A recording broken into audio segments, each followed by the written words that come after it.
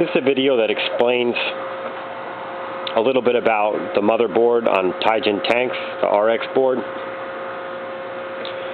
Using this Tiger as an example, a common problem when we disconnect the upper hull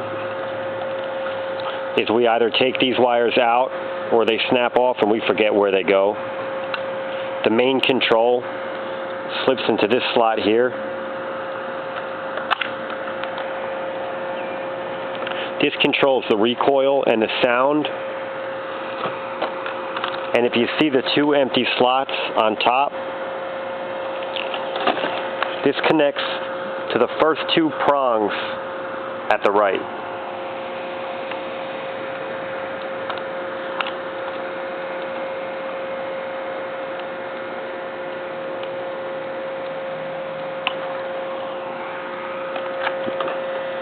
If this is not connected, you'll have full control of the turret, but you will not recoil.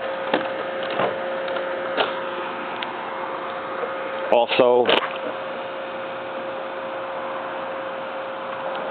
if connecting an infrared hull,